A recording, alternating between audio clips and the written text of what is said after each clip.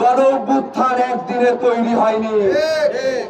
একটি গণ-অভ্যুত্থানের 57 বছর আমার ভাইয়ের গুম খুন আয়নাঘর তৈরি হয়ে একটি গণ-অভ্যুত্থান তৈরি হয়েছে, যার সভাপতি জুলাই আন্দোলনে গুলিবিদ্ধ বাংলাদেশে একমাত্র ছাত্র সংগঠনের সভাপতি।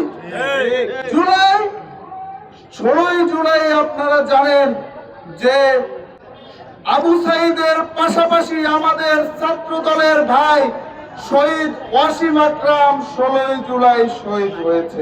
তাদের আজকে শহীদ হয়েছে, তার 2 দিনের মধ্যে আমাদেরকে ঢাকায় যেতে হয়েছে এবং পিরোজপুর থেকে কোনো লোকবল না নিয়ে ঢাকার আশেপাশে রানীগঞ্জ, সাভার এই অঞ্চলের যে সমস্ত জাতীয়তাবাদী দলের নেতাকর্মী আছে তাদেরকে সংগঠিত করতে বলেছে।